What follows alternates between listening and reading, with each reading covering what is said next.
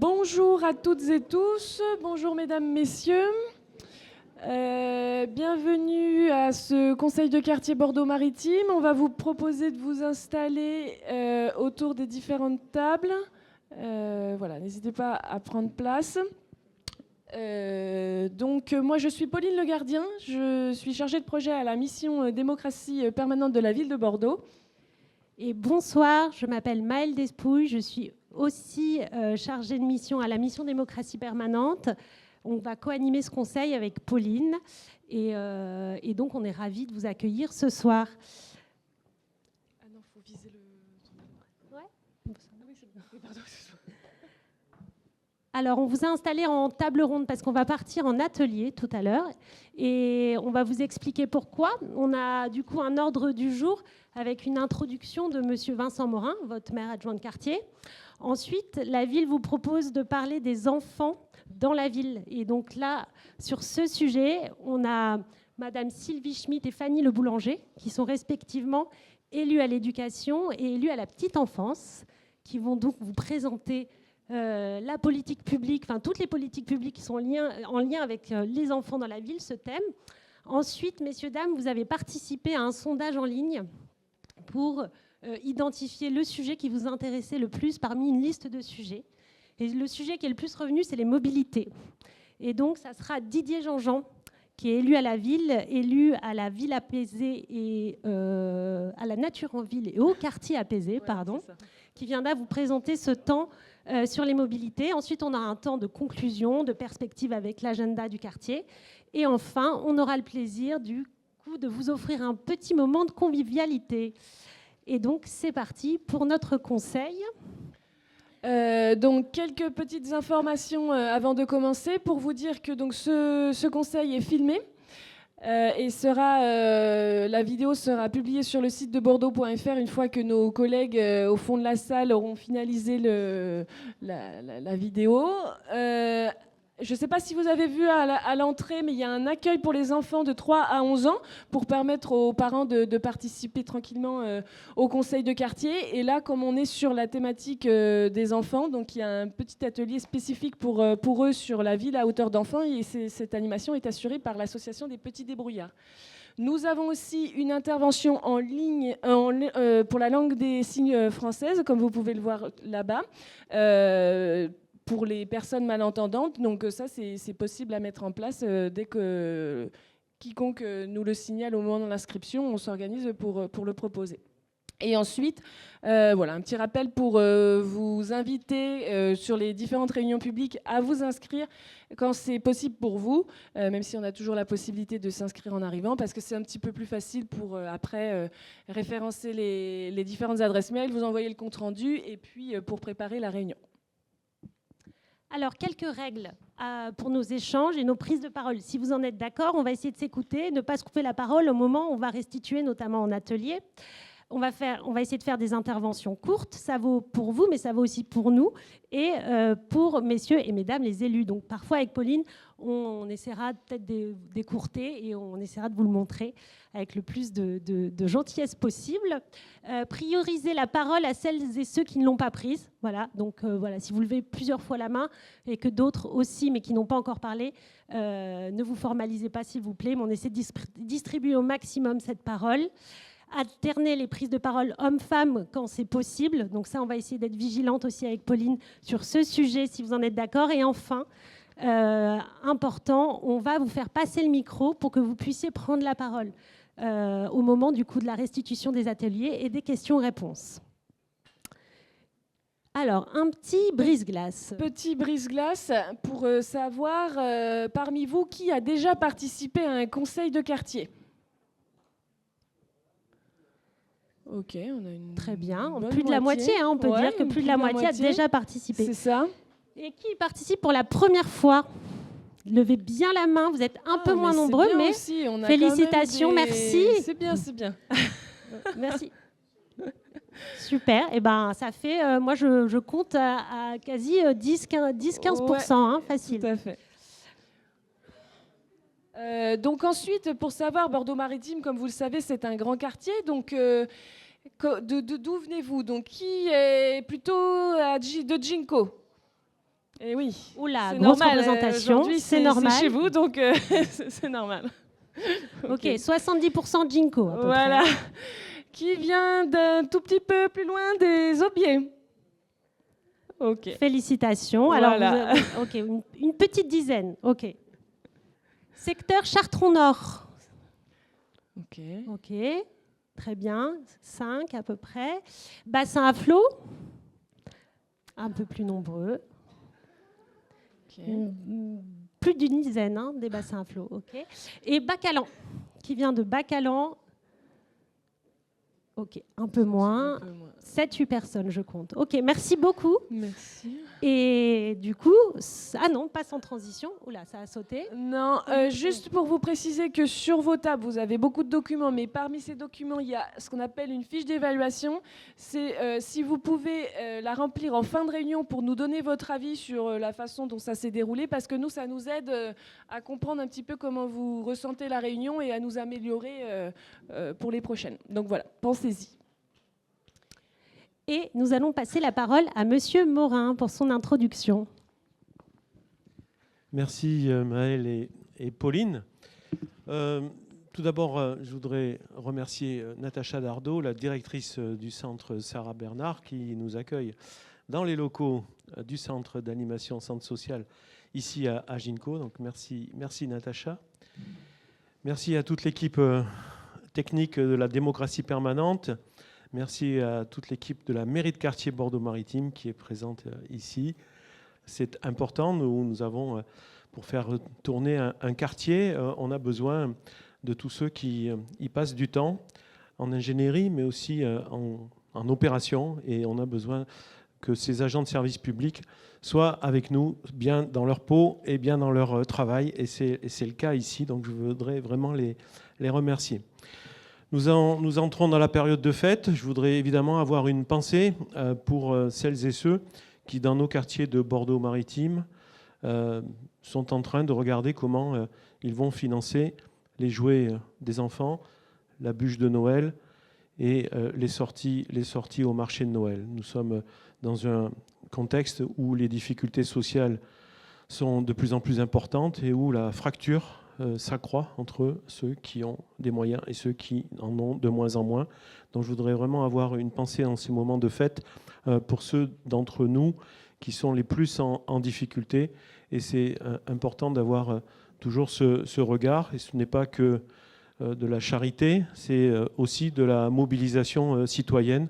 Nous sommes, je ne vous fais pas un dessin, situation politique très compliquée. Il va falloir à un moment donné qu'on fasse des choix au plus haut niveau entre la redistribution pour le maximum d'entre nous ou continuer cette politique qui constitue aujourd'hui un socle d'inégalité qui continue à aggraver les plus riches d'un côté et la situation des plus pauvres de l'autre. Donc je voudrais faire cette parenthèse politique parce que avant d'être des élus locaux, nous sommes aussi des élus politiques et nous avons, nous aussi, des responsabilités sur la conduite des affaires publiques. Et des affaires publiques, ce n'est pas que la gestion d'un budget municipal ou métropolitain, c'est aussi la gestion du pays. Et la gestion du pays implique évidemment des répercussions sur les territoires. Et dans le projet de loi de finances qui nous a été présenté il y a quelque temps, le projet de loi prévoyait des baisses drastiques de subventions aux collectivités locales et territoriales pour la ville de Bordeaux. C'était une somme de 16,5 millions qui manquera demain pour nos services publics de proximité, pour nos différentes délégations au service des Bordelaises et des Bordelais. Donc ce qui se passe à Paris a évidemment des répercussions importantes sur notre territoire. Donc je voulais le dire en introduction rapidement. Ensuite, je souhaite qu'on se félicite tous sur les réalisations. Je dis tous parce que même si ce n'est pas vous qui avez fait les plans ni tenu la pelle et la pioche, c'est quand même vos impôts qui ont payé. Donc qu'on se félicite d'un certain nombre de réalisations. Il y en a de très nombreuses dans le quartier Bordeaux-Maritime ces derniers temps. J'ai voulu mettre en exergue la place Lévis-Braun qui vient juste d'être livrée devant chez Monsieur Poulain. Donc cours Édouard Vaillant, à l'angle du cours Édouard Vaillant, du cours Balguerie. J'ai croisé ce matin les assistantes maternelles qui étaient ravis d'avoir cette réalisation qu'elles attendaient depuis longtemps avec ce petit parc de jeux qu'on aperçoit derrière l'arbre là sur la photo de gauche. Et la place Marillac, qui a été un projet assez soutenu par nos services et les habitants, et qui voyait l'avant et voyait l'après, est un vrai poumon vert à la place d'une grande friche de goudron et qui du coup apporte là aussi non seulement de l'activité mais aussi de la vie, de la fraîcheur. Je voudrais donc particulièrement remercier Didier Jean-Jean qui a été un des fers de lance de ce projet, qui parlera tout à l'heure de l'ensemble de ce qu'il porte sur la végétalisation de la ville de Bordeaux. Dans le quartier Ginko, on a plusieurs projets qui redémarrent, et je me félicite que le projet de l'îlot, comment vous l'appelez, Madame Pasquereau ? Voilà, le îlot de la résidence étudiante, mais il n'a pas de nom encore, hein, qui va être porté par Aquitanis, avenue de la Roque. Il est bien avancé. L'îlot à côté de l'église vient de démarrer, et on l'attendait depuis longtemps, et la ville l'attendait. Pourquoi ? Parce que sur cet îlot, il va y avoir un rez-de-chaussée qui sera le rez-de-chaussée municipal, avec une salle qui sera dédiée aux associations, donc à vous, et qui sera aussi dédiée à la culture, au service de la culture. Donc il nous tardait que le promoteur commence à construire pour qu'on puisse avoir très rapidement notre îlot de rez-de-chaussée municipal. Demain, monsieur le maire va inaugurer la résidence Noem Covivio, une opération claircienne qui va être assez exemplaire en termes de mixité de logement, puisque cette résidence aura 56 logements locatifs sociaux, 30 BRS, bail réel solidaire, et 53 logements locatifs intermédiaires, donc une vraie mixité pour ce bel îlot. Ça, c'est la première phase, donc qui est livrée demain et inaugurée demain. Il y aura une deuxième phase qui sera livrée fin 2025 avec 62 LLS et 40 logements locatifs intermédiaires. Ça va être le projet aussi que vous attendez, qu'on attendait tous, les habitants du quartier, qui du coup va compléter le projet d'aménagement urbain de cette partie-là du lac, avant le futur projet de la Jalère, donc après les hôtels, face au stade, qui lui est simplement pour l'instant en phase de dessin, n'est pas encore en phase opérationnelle. Vous avez le chantier pour le quartier Ginko d'accessibilité du Tour de Lac, qui sera peut-être présenté tout à l'heure, et qui est aussi un moment important, avec des travaux assez lourds qui vont durer une année, mais qui vont permettre enfin non seulement l'accessibilité, mais le renforcement de la végétalisation par la plantation de plusieurs centaines d'arbres qui permettront de rafraîchir le tour du lac. Et puis les travaux de l'avenue de 40 Journaux. Alors là, vous avez vécu plutôt les nuisances des travaux ces derniers temps, mais c'est pour un bien demain, puisque l'avenue des 40 Journaux va avoir une réhabilitation qui va faciliter à la fois les mobilités douces et la circulation pour les accès au centre commercial. Sur le quartier des Aubiers, j'ai visité la semaine dernière la réussite du pied d'immeuble côté Domo France, qui sont vraiment bien faits. C'est 1000 m² de locaux d'activité qui sont du coup offertes aux futurs opérateurs. Et dans ces opérateurs, il y aura des opérateurs de santé. Et certainement, on est en train de travailler un pôle de santé municipal qui sera en pied d'immeuble côté résidence du lac, avenue de la Roque. Vous avez tous vu l'école Louise Michel, qui est la couture entre les allées de Bouteau et la rue du Jonc, donc entrée des Aubiers, où le maire était ce matin pour inaugurer et lancer le gros projet de solarisation des bâtiments municipaux, donc un caractère exemplaire de cette école, dont parlera peut-être Sylvie tout à l'heure. Les jardins familiaux des Aubiers, on en a parlé en réunion de proximité la semaine dernière, je ne vais pas m'étendre. Le projet de la nouvelle place au cœur des Aubiers, qui va être aussi un nouveau poumon de lien social en plein cœur de quartier. Les futurs travaux de la prairie, et puis la rénovation de l'école Gisèle Halimi, tout comme la construction du futur centre d'animation des Aubiers. Donc des projets qui vont avoir tout de suite des démarrages, soit d'études soit de réalisation-construction dès 2025. Sur les Chartrons, j'ai parlé tout à l'heure du square Lévis-Braun. Les travaux du jardin de Tasseur ont redémarré en novembre. Ils avaient été interrompus 3 mois pour des questions techniques. Là, ils viennent de redémarrer, donc pour un programme du coup qui va respecter le calendrier qui avait été annoncé avec les 3 mois d'interruption qui retarderont sensiblement, mais peu, in fine, le projet. L'esplanade Saint-Louis, on l'a présenté en conseil de proximité des Chartrons il y a 3 semaines, 15 jours, qui, là encore, va être un aménagement très vertueux du point de vue des mobilités douces et de la place du piéton sur cette grande esplanade aujourd'hui bétonnée.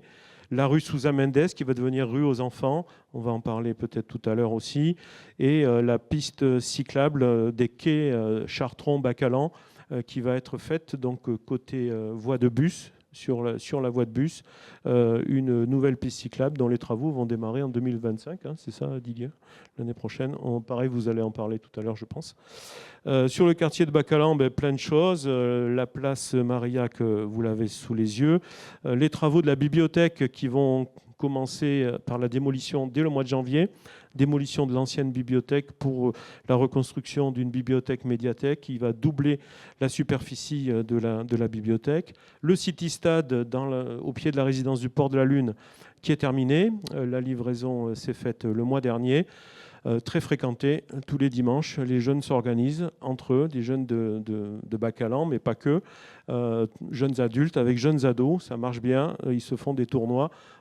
Ça fonctionne très bien, n'est-ce pas, monsieur le directeur du centre d'animation? Les jeunes utilisent à fond ce nouvel équipement très attendu et assez original puisque on a aussi mis du basket 3-3 et j'avais demandé à ce qu'on fasse attention à ce que le basket ce soit pas que des panneaux pour les adultes mais qu'on mette un panneau pour les plus jeunes et en fait même les adultes vont sur le panneau des plus jeunes parce que c'est plus facile de marquer des paniers mais du coup ça fonctionne bien. Il y a une réelle mixité avec notamment la place des filles et on a mis du street workout pour faire de la musculation mais on a mis un appareil adapté aux seniors. Monsieur Dumery, vous pourrez y aller, aux seniors et aux femmes. Ça aussi, c'est un peu nouveau. Habituellement, on met que des matériaux un peu qualitatifs, plus pour la compétition. Là, on a voulu mettre quelque chose d'accessible à tous du point de vue des forces de chacun. Voilà, Bacalan, il y a plein de choses à dire, mais je vais aller vite. Et enfin, bassin à flot. Bassin à flot, donc l'aire de jeu du Capitaine Nemo qu'on a inauguré avec le maire en septembre dernier, qui fonctionne bien, qui a un beau succès. Le gymnase Michigami, donc à la couture entre Bacalan et bassin à flot. Gymnase Michigami, ça y est, qui a ouvert au mois d'octobre. Les scolaires et les clubs commencent à l'emprunter. Dominante judo avec 2 magnifiques dojos et un plateau sportif ouvert au sport collectif. Actuellement, les créneaux de mise à disposition de ce gymnase sont en train de se remplir au fur et à mesure, pas simplement des besoins du quartier, mais aussi de la façon dont ce gymnase sert à accueillir des clubs sportifs qui sont, eux, empêchés par les travaux des gymnases du Grand Parc, les travaux de rénovation du Grand Parc. Donc il y a une espèce de chaise musicale qui fait que ce gymnase va se remplir petit à petit avec des clubs nouveaux. Le parc de l'arrière-base sous-marine, on avait fait une réunion publique l'année dernière ou en début d'année 2024. Donc les travaux continuent, ils ne sont pas tout à fait terminés, mais le planning est respecté. Ça va être un magnifique parc qui va concourir autour des bassins à flot tels qu'on l'avait imaginé, que vous l'aviez demandé, avec l'ouverture, pareil, il y a peu de temps, du lieu d'art et culture, le lac, qui se trouve sur la partie bassin des Lumières, qui est municipale, c'est-à-dire 100% municipal. L'annexe, on appelle ça l'annexe, c'est pas très joli, l'annexe qui se trouve sur un des côtés de la base sous-marine, donc un lieu d'art et culture avec des associations en résidence et du coup une ouverture à différentes productions artistiques événementielles ou pérennes. Ensuite, le préau-sportif des bassins à flot, dont vous pouvez avoir une petite idée par les affiches qui sont autour des grilles de chantier. Et vous avez même une idée des matériaux qui sont innovants, notamment des matériaux bas carbone à base d'argile et une dominante de bois. Et ils ont préfiguré en fait les différents murs de ce préau sportif. Si vous passez sur le cours Henri Brunet, vous allez pouvoir avoir une idée de ce que va être ce préau en termes de matériaux très, très qualitatifs. Et je voudrais du coup profiter de cette petite présentation des différents quartiers pour tout de suite répondre aux habitants des bassins à flot qui m'ont interpellé en arrivant, qui m'interpellent régulièrement et qui ont manifesté leur étonnement et opposition à un projet qui était un projet de centre d'accueil et d'accompagnement pour la réduction des risques liés aux drogues en général, donc un CARUD, dont l'ARS, l'Agence régionale de santé, avait décidé une implantation sur un lieu, rue Blanqui, qui a suscité l'incompréhension et l'opposition des habitants, des entrepreneurs de tout ce quartier des bassins à flot. Donc j'avais pris l'initiative, à la demande de Monsieur le maire, d'organiser une réunion publique qui s'est tenue salle Tachou il y a quelque temps. Et à cette réunion publique, l'ARS a présenté le projet et a aussi compris que la ville de Bordeaux s'opposait à l'implantation à cet endroit-là et a accepté de partir à la recherche d'un autre site sur Bordeaux-Nord. Pour rassurer ceux qui pensent que c'était que du verbe, je peux vous annoncer que le maire a réédité cette demande par courrier qui est à sa signature aujourd'hui. Je ne sais pas si le courrier est parti ce soir ou pas, mais en tout cas, le maire confirme cet engagement-là par écrit en direction de l'ARS pour que l'ARS définisse un autre site en concertation avec la ville, de manière à ce qu'on ait une appropriation la plus sensée possible de l'ensemble des acteurs de cette question. C'est une question de santé publique, c'est une question importante pour notre jeunesse et pas que les jeunes d'ailleurs. Ce n'est pas que autour des questions de toxicomanie et de drogue, c'est aussi une question autour des addictions liées à l'alcool. Donc c'est une antenne, ce n'est pas un centre principal, c'est une antenne de quartier que l'ARS souhaite développer d'ailleurs sous d'autres formes dans toutes les grandes villes. Et donc c'est une demande de santé publique pour laquelle évidemment la ville de Bordeaux permettra la réalisation dans un lieu qui sera évidemment adapté. Donc voilà, je voulais vous rassurer pour ceux qui sont encore inquiets sur le fait que ce qui va se passer quelque chose au numéro 1, rue Blanqui, est-ce que ça va être un CARUD? Non, ça ne sera pas un CARUD. Après, c'est une propriété privée. Je ne sais pas à qui le bailleur propriétaire vendra ou louera son local, mais en tout cas, ça ne sera pas à l'ARS. Voilà ce que je peux vous dire. Et les recherches, du coup, les recherches sont actives. Il y a plusieurs pistes qui sont actuellement à l'étude pour trouver un autre lieu. Et je dois terminer. Mais je voulais faire cette parenthèse, voilà, puisque ce n'est pas à l'ordre du jour de ce soir et on n'aura pas de débat sur cette question-là. Mais je préférais tout de suite vous en parler. Et maintenant, on va passer à l'ordre du jour. Merci beaucoup, Monsieur Morin. Merci à vous. En effet, c'est la deuxième partie, les enfants dans la ville, grandir et s'épanouir, de 0 à 10 ans. Mesdames les élus, c'est à vous. Merci. Donc, je vais commencer. Sylvie Schmitt, adjointe en charge de l'éducation, l'enfance et la jeunesse. Et on va faire une présentation à deux avec Fanny Le Boulanger, qui est adjointe à la petite enfance et aux quartiers prioritaires de la ville, aux centres sociaux et Et c'est pas mal déjà. Je l'ai dit, petite enfance, parentalité. Alors, on y va. Donc peut-être on va passer quelques chiffres pour vous dire que la ville de Bordeaux a fait de l'enfance une de ses priorités.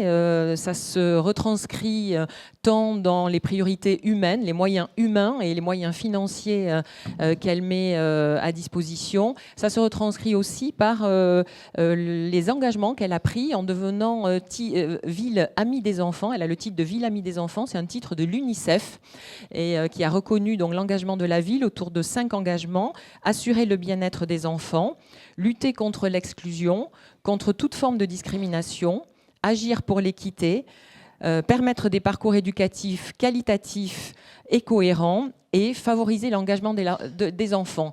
Ces engagements, c'est pas que moi qui les prends à la ville, c'est l'ensemble de mes collègues, Fanny, Sylvie Justom sur la santé, Olivier Scott qui est là en charge des discriminations et du handicap, Didier Jean-Jean que vous allez voir plus tard, Tiffaine Ardouin sur la démocratie. Donc on est plusieurs élus vraiment engagés autour de cette même thématique. Voilà, vous avez vu, hein, c'était important de noter qu'on a 1200 agents qui travaillent dans les écoles, 2500 places en crèche, 6550 places le mercredi pour le péri extrascolaire. Je remercie les associations qui mettent qui assurent ce service avec plus de 600 animateurs sur la ville de Bordeaux. Ce volontarisme, je vous l'ai dit, se traduit par des engagements humains, des moyens humains, mais aussi des moyens financiers. On voulait vous faire un focus, par exemple, sur 2 points qui sont dans nos délégations. Donc sur Fanny, sur la petite enfance, avec une augmentation des budgets de plus 29%. Sur la petite enfance, et sur ma délégation sur le périscolaire, donc les activités du soir, du mercredi et des vacances, avec une augmentation de plus 26%. Et on a voulu vous mettre en face le nombre d'enfants scolarisés, parce que dire plus 26% s'il y avait eu plus 30% d'enfants, c'était pas représentatif, mais on voit qu'en face on n'a que plus 3% d'enfants scolarisés. Donc ça montre vraiment les efforts et le volontarisme de la ville sur ce sujet, avec donc aussi un point sur les investissements. Et pour revenir sur le périscolaire, sur le quartier de Bordeaux-Maritime, on a développé 240 places et ça représente plus 32% spécifiquement de budget. Donc ça va même plus loin que ce qu'on a au niveau de la ville. Avec, là aussi, je remercie nos associations qui nous accompagnent, parce que quand on développe des places, c'est toujours un accord avec eux, parce que derrière, il y a des humains, il y a des animateurs qu'il faut embaucher. Et l'objectif, c'est qu'on travaille tous bien sur cette thématique. Fanny ? Alors, vous l'avez vu, il n'y a que plus 3% d'enfants dans notre ville, mais ils ne se répartissent pas tous de façon homogène. On a de nouveaux habitants, de nouveaux besoins et surtout de nouveaux quartiers. Vous êtes bien placés pour le savoir ici à Bordeaux-Maritime. Vous voyez sur cette carte, le égal, ça veut dire en gros la population du quartier n'a pas augmenté, flèche en baisse, légère baisse de population. Par contre, vous avez 4 quartiers avec une hausse de population, et notamment Bordeaux-Maritime, puisque vous passez de 30 000 habitants à 40 000 habitants, 10 000 habitants. Et donc, un énorme défi au niveau des équipements relatifs aux enfants, donc les groupes scolaires, les crèches, tous les équipements publics. Donc on a un véritable défi de maillage territorial à Bordeaux. Il y a par exemple 4 nouveaux groupes scolaires qui sont construits dans votre quartier: au bassin à flot Modeste Testa, le groupe scolaire Sampé à Chartron-Nord, Nelson Mandela ici à Ginko, et évidemment le tout dernier Louise Michel aux Aubiers, la crèche Odette Pilpoul au bassin à flot, et en 2025 on ouvrira aussi la crèche Eugénie Eboué-Tel sur les Chartrons Nord. Donc un énorme défi de suivre vraiment la création des nouveaux quartiers. Et puis, après ces questions... Alors là, est-ce qu'on peut revenir en arrière, s'il vous plaît ? Voilà. Parce qu'après ces questions, en fait, quantitatives, de budget, de création d'équipements, de création de places, de suivre le nombre d'enfants, en fait, nous, notre projet municipal, ce qu'on voulait vous dire, c'est qu'il est complètement tourné autour de la qualité d'accueil, de la qualité de vie pour les enfants dans cette ville.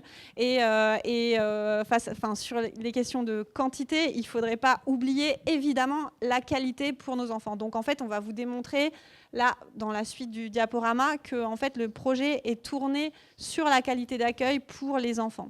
Donc si on commence d'abord sur la qualité d'accueil pour les tout petits, dans l'accueil collectif, si on pense aux crèches dans un premier temps, dans les crèches municipales en gestion directe, c'est le refus de dégrader les taux d'encadrement en crèche ou les niveaux de diplôme, comme le gouvernement invitait les gestionnaires de crèche face à la pénurie de personnel. Comment on fait quand on n'a plus assez?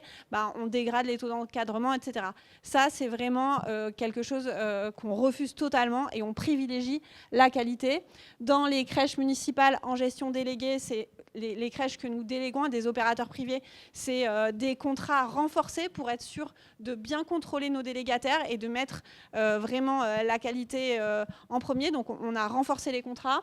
Et les crèches associatives, pour assurer un accueil de qualité dans une crèche associative, il faut avant tout bien financer l'association pour qu'elle puisse déployer son projet pédagogique.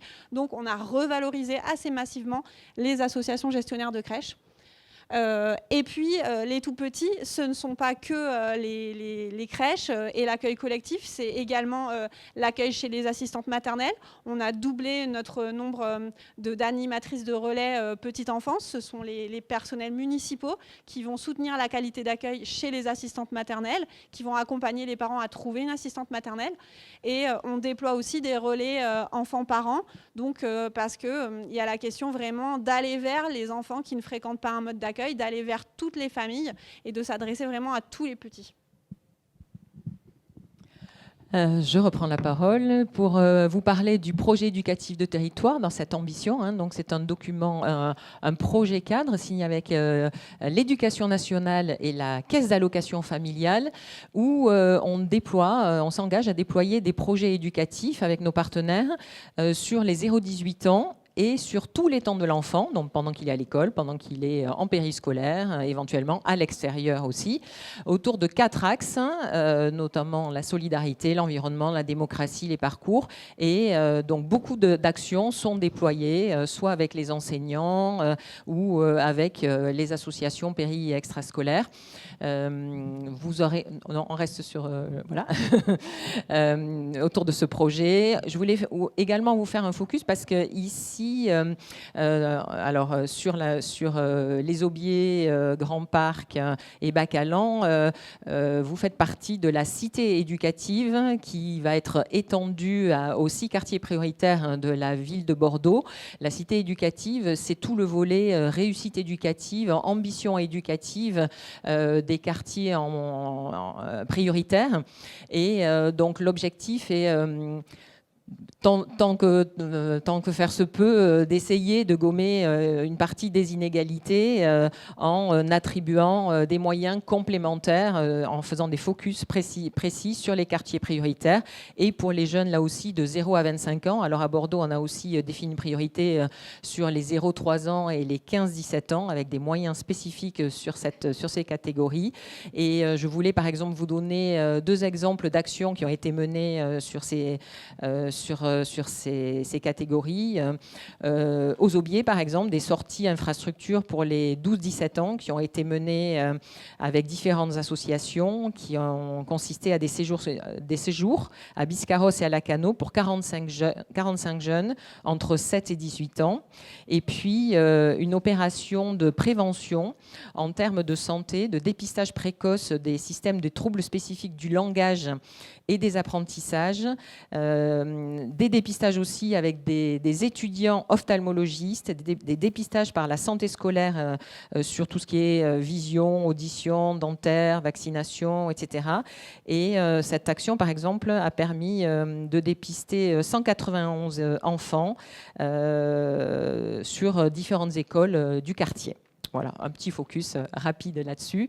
On a parlé engagement, je voulais vous parler du Conseil municipal des enfants, qui s'est réuni d'ailleurs hier pour recevoir ces écharpes tricolores à l'hôtel de ville, avec 64 enfants élus, comme autant d'adultes que d'enfants. On a au Conseil municipal des enfants. Ce sont des enfants de CM1 et de CM2.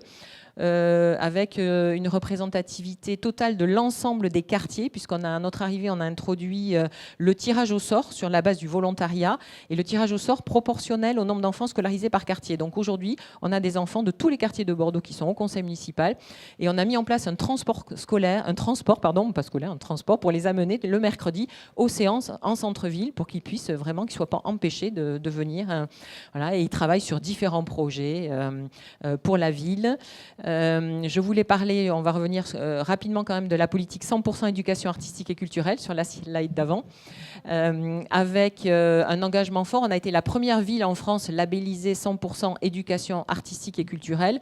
Donc on porte fortement le développement et l'éveil des jeunes par la culture, la découverte et la pratique surtout, et le contact avec les artistes. Et on a par exemple les écoles, on a plus de la moitié des écoles qui sont parrainées ou marrainées, soit par des artistes, soit par des entités culturelles bordelaises, l'opéra, des musées, etc. Et c'est un projet sur 2 ans, donc ça permet vraiment aux enfants de travailler en profondeur cette pratique et cette rencontre avec l'artiste. On peut passer à la slide suivante. Rapidement, Didier va en parler, le projet de rue aux enfants. Le projet des cours buissonnières dont vous avez sûrement entendu parler, le réaménagement des cours d'école pour plus de végétalisation et de réaménagement des espaces pour un équilibre plus égal entre des espaces entre les filles et les garçons et on pourrait dire aussi les plus agités et les plus calmes, où chacun peut trouver sa place. Un focus sur la médecine scolaire, la santé des enfants avec 8 référents santé en crèche et un service de médecine scolaire propre à la ville de Bordeaux. Il n'y a plus que 10 villes en France qui ont leur propre médecine scolaire. Et je voulais faire aussi un focus sur le quartier avec 2 initiatives qui ont été prises par notre médecine scolaire bordelaise. Le renforcement de la présence avec une ouverture, une présence tous les 15 jours à l'école Louise Michel, des permanences donc, où les familles peuvent venir avec les enfants pour consulter. Et puis le recrutement d'une infirmière supplémentaire au centre médico-scolaire de Bordeaux-Maritime. Ça, c'est vraiment précieux. Et notamment les enseignants éducation nationale qui ont vécu dans d'autres villes sont quand même heureux de trouver ce service spécifique à la médecine scolaire bordelaise. Et puis, voilà, donc non, le reste, vous avez lu.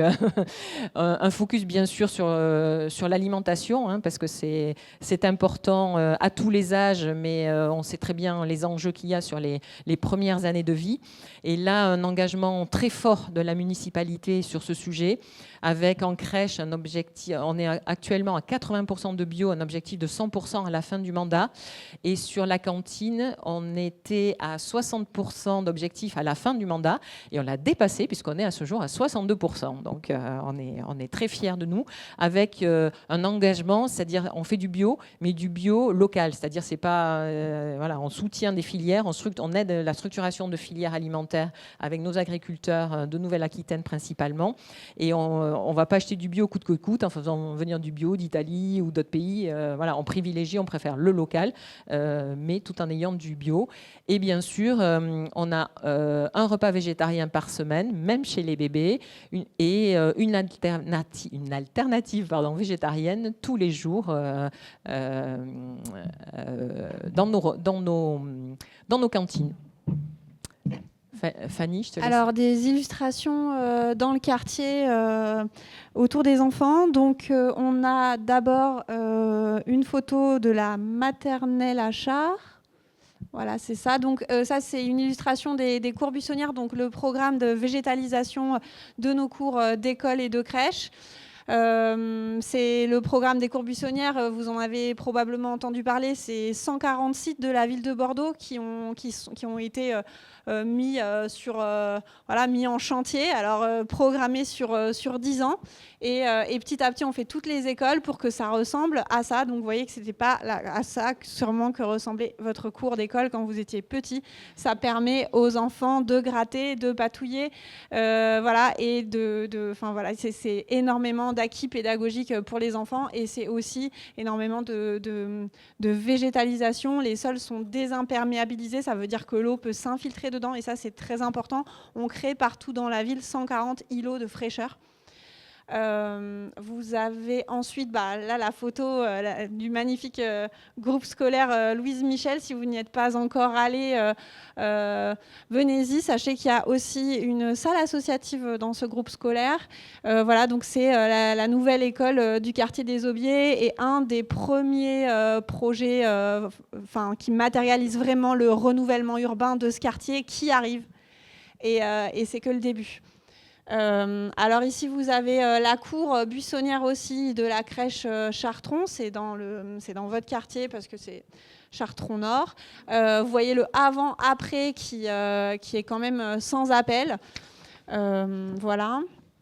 Et puis aussi moi ce dont je voulais vous parler comme réalisation sur le quartier dans le cadre de la cité éducative, parce qu'il faut en parler, il faut que le bouche à oreille fonctionne, c'est que aux Aubiers depuis le mois d'octobre, on a une proposition de crèche, la garderie solidaire.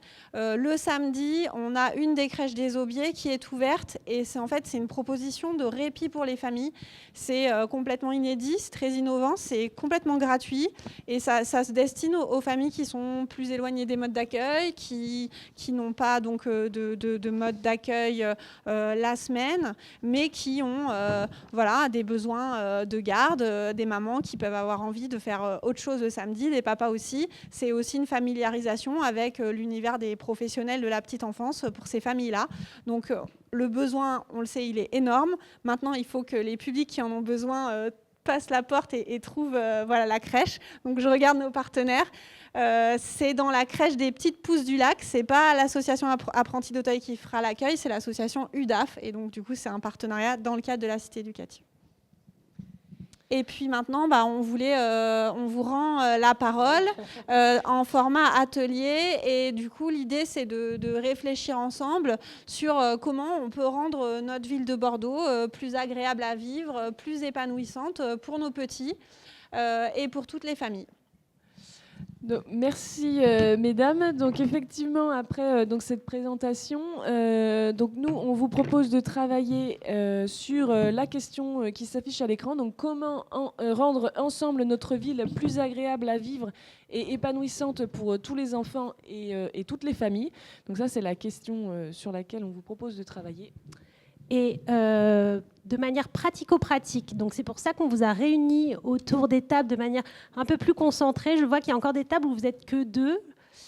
Je veux stigmatiser personne. Non, mais par contre, n'hésitez pas peut-être à vous rapprocher de tables où il y a des chaises disponibles, parce que du coup, on vous laisse 15 minutes pour travailler autour des tables et répondre ensemble à la question qui vient de vous être posée. Cette question, on va la remettre. Elle est retranscrite sur la table si jamais aussi vous voulez la lire un peu plus précisément. Il y a un document comme ça pour vous aider à écrire, ou en tous les cas à coller les post-it. Les post-it, vous pouvez écrire chacun une idée par post-it. L'idée, c'est que vous travaillez, si vous en êtes d'accord, 10-15 minutes. Et ensuite, on met en commun. Et alors, pour mettre en commun, on vous propose, sur cette même feuille, de rédiger votre idée forte suite à votre atelier et suite aux réponses aux questions que vous avez. Et vous notez votre idée forte, qui peut être aussi une question à poser à nos élus. Et nous, avec Pauline... Donc d'ici un quart d'heure, 20 minutes, on va passer autour des tables et on donnera le micro à l'un d'entre vous pour restituer le travail autour de sa table. Est-ce que ça va? Est-ce que j'ai été claire? Ouais, ça va? Bon, super. Eh ben, on vous souhaite un bon travail en atelier. On est là s'il y a des questions.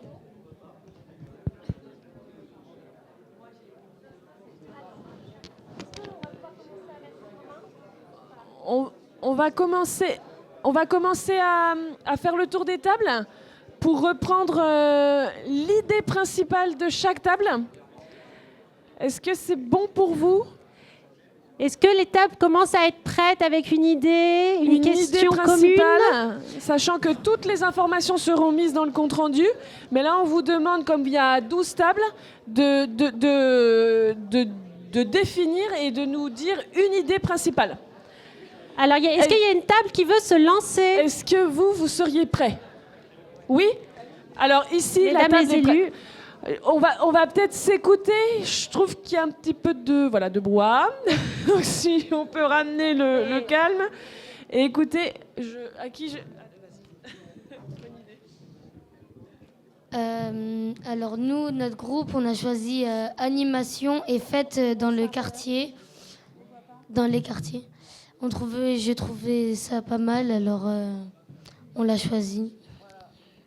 Alors, moi, je suis pas sûre d'avoir entendu. Animation et fête dans les quartiers. Merci beaucoup. Alors, est-ce que la table juste derrière est prête avec son sujet, sa question, son idée forte? Merci. On a eu, parce qu'on vient de quartiers différents, donc forcément les problématiques qui se présentent sont aussi différentes. On a eu notamment donc une des problématiques, donc le développement des commerces de proximité, parce qu'à Bacalan, il en manque, notamment des boucheries, des boulangeries, voilà. Voilà, donc voilà, bassin à flot aussi. Et on a aussi donc la continuité des pistes cyclables. Donc tous ceux qui font du vélo, on le constate régulièrement. Quand on doit se rendre dans des endroits comme les plaines sportives de Bordeaux-Lac ou autres, mis à part de prendre la voiture, c'est pas vraiment faisable, surtout quand on a des enfants. Donc avoir des pistes cyclables sécurisées pour pouvoir y aller à vélo avec les enfants, ce serait bien. Et même partout en ville. C'est-à-dire que vu que le début était bon, mais on sent l'inachèvement de cette démarche concernant donc la mobilité douce. Et aussi, vous parlez de l'urbanisation, 10 000 nouveaux habitants pour 30 000, ça fait beaucoup. C'est peut-être pas seulement 3% d'enfants en plus, ou alors il y en a d'autres qui vont arriver bientôt.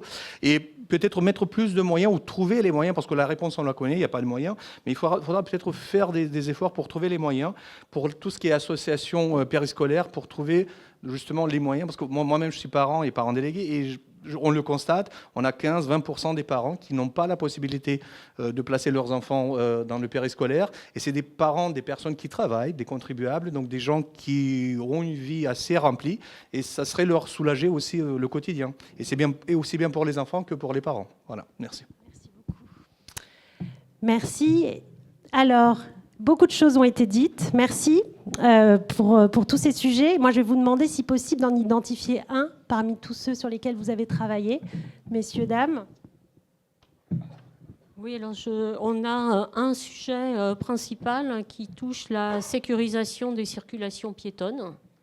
On est bien sûr en faveur de vélos, mais pas sur les trottoirs, pas non plus sur les quais de Bacalan, au bord de Garonne, sur la partie étroite. Un jour, il y aura un mort.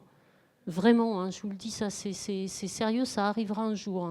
Et ce jour-là, je pense qu'il y aura des responsables à aller chercher.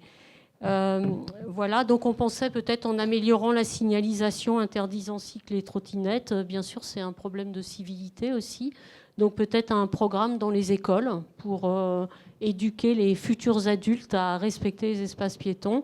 Et on avait les commerces alimentaires également, avec une suggestion pour un Picard qui serait très utile également aux 12 000 étudiants qui viennent sur les bassins tous les jours pour qu'ils arrêtent la malbouffe et qu'ils puissent se faire réchauffer des vrais plats cuisinés. Merci beaucoup pour vos retours, votre travail participatif. Alors, pour reprendre et pour répondre à cette question, les enfants dans la ville, est-ce que, du coup, vous avez une idée forte qui est ressortie de votre travail participatif, madame ? Oui, mais nous aussi, on a trouvé que la sécurité, c'était un prérequis absolu, que ça soit de circuler à pied ou en vélo. Donc, on va peut-être développer une autre idée. Mais ça serait la communication, parce qu'il y a des choses qui se font, mais l'information comme quoi ces choses qui se font n'arrive pas forcément aux utilisateurs potentiels qui en bénéficieraient pleinement. Et on pense notamment à des exemples de lieux d'affichage, des lieux qui sont un peu dépourvus d'espaces d'affichage.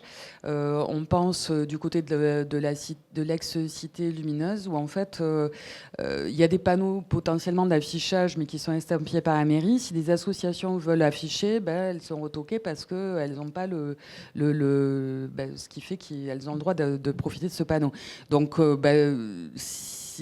c'est rajouter des panneaux et qui puissent être exploités, utilisés par les associations de quartier et permettre de diffuser plus largement tout ce qui existe et qui peut être accessible si on en avait connaissance. Mettre mettre à jour les listes qui existent actuellement d'affichages municipaux, c'est une chose, et aussi associatifs, parce qu'elles ne sont pas à jour actuellement. Merci, c'est noté. Donc, table suivante, pour répondre à la question sur les enfants dans la ville, est-ce que vous avez une idée principale? Oui, ben oui, mais là, tout sera retranscrit. Une seule, voilà. Là, on en dit une seule et tout le reste sera écrit. Oui, alors, c'est quelque chose qui a été construit. Vincent Morin en a parlé tout à l'heure. C'est la place Lewis-Brom qui est sur le cours Bacalan. Ça vient d'être... Édouard Vaillant, pardon. Ça vient d'être terminé. Alors, je n'ai pas pour habitude de lancer des fleurs. Les élus le savent. Quand j'ai quelque chose à dire, je le dis. Pas toujours très bien, mais je le dis. Et là, c'est quelque chose de vraiment bien réussi. C'est un exemple. Il n'y a pas longtemps qu'il a été terminé, mais il est déjà très occupé par les personnes qui gardent les petits-enfants. C'est un espace qui est sécurisé. Il y a des barres de fer. Et pour être court, je voudrais dire que j'ai participé aux réunions pour préparer les travaux et j'ai été surpris. Là, j'envoie des fleurs à la municipalité. Nous avons été entendus. La municipalité a tenu compte des propositions qui étaient faites. Et c'est important, ces espaces publics pour la petite enfance, pour les enfants, parce que non seulement les enfants jouent ensemble, mais en plus, il a été installé des bancs et des chaises autour des jeux d'enfants. Ça permet aux adultes de se rencontrer et de discuter ensemble. C'est-à-dire que ce qui est écrit là-bas, mêlons-nous des affaires qui nous regardent, ça tombe en plein dedans. Alors après, si tout à l'heure vous avez 2 minutes, sur les crèches privées, j'ai un avis qui peut être discuté. Merci beaucoup. Merci. Alors, c'est vous, monsieur. Bien simplement, nous sommes une table, je dirais, intergénérationnelle, avec des grands-parents, des parents avec et sans enfants. Donc c'est un peu compliqué de trouver un socle commun. Ça s'articule autour de 3 idées. La première, c'est que beaucoup de choses sont faites, semble-t-il, en faveur des petits-enfants, des enfants. Nous, en tant que grands-parents, on a souvent du mal à trouver des solutions pour les adolescents, préadolescents et adolescents, et en particulier pendant les congés scolaires. Alors, il y a comme piste à la fois le sport, mais tout ce qui tourne autour des arts plastiques et du théâtre. Nous avons in extremis, par exemple, notre cas, réussi à trouver une école de théâtre. C'est formidable parce que d'abord, ça occupe les ados pendant toute une journée, plusieurs journées consécutives, et à la fin, il y a la récompense, c'est le spectacle. Donc, qui est la gratification ultime, à la fois pour les jeunes et pour les formateurs. Deuxième idée, mais elle a déjà été largement abordée, c'est tout ce qui concerne la sécurisation des déplacements à vélo, et je pense la sécurisation des piétons. Parce que je fais partie de cette génération, moi, qui a tendance à se faire balayer par des cyclistes pressés. C'est dangereux et c'est ennuyeux. Donc il faudrait trouver une solution de pistes cyclables en site propre, de façon à ce que les flux soient mieux canalisés. Et troisième chose, essayer de mobiliser des animateurs permettant la mutualisation interquartier des espaces de jeu. On a signalé autour de cette table que quand un nouvel espace est créé, c'est les jeunes qui vivent autour de cet espace qui ont tendance à bousculer à s'approprier ce lieu aux dépens des gens qui venaient d'un peu plus loin. Donc il faudrait peut-être réguler la répartition des jeunes sur ces quartiers de façon à ce qu'il y ait davantage d'échanges interespaces, si je puis dire. Voilà, 3 idées, c'est tout. Merci beaucoup, monsieur. Ok, très bien. Messieurs, dames, merci à cette table productive. Oui. Une idée qui n'a pas du tout été évoquée, il s'agit de l'accueil des enfants en situation de handicap dans la ville. Alors, je sais bien qu'il y a des associations, il y a également la prise en charge institutionnelle par l'école, mais la ville prend en considération l'existence de ce public et je pose simplement la question de savoir est-ce que ça marche bien, est-ce qu'il y a une bonne coordination entre la ville et les accompagnants institutionnels et associatifs. Je ne rentre pas dans les détails, mais il y a des aménagements qui seraient très simples. Par exemple, pour la signalisation routière, pour traverser une rue, on voit le petit bonhomme rouge, le petit bonhomme vert, et on passe de l'un à l'autre instantanément. Il y a des tas de villes et de pays où il y a un décompte pour le passage du feu rouge au feu vert et réciproquement, que ce soit par le plus simple clignotement du bonhomme rouge. Plus élaboré, ça peut être un décompte numérique qui apparaît.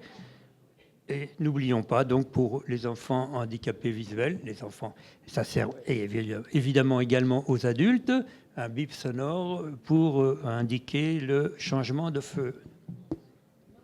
Merci beaucoup. On va passer à l'avant-dernière table. Alors, une idée pour répondre à cette question, pour améliorer la vie pour les enfants, monsieur. D'accord. Ben, merci. Ça tombe toujours sur moi. Nous, on a plusieurs idées, mais on nous a imposé de dire une idée et donner plus d'accès à la culture, gratuité.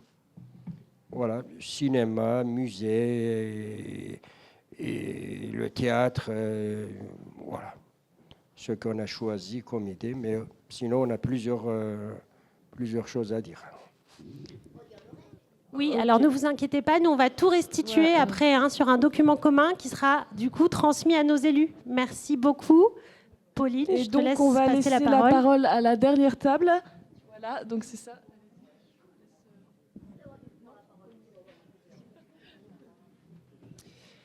Alors nous, on a remarqué que dans certains quartiers, au niveau des parcs de jeux pour l'accueil des enfants de 0 à 10 ans, c'était accessible pour des enfants valides, mais ne pas oublier de rendre ces lieux accessibles pour des enfants en situation de handicap, notamment fauteuil, atteinte de cécité, etc.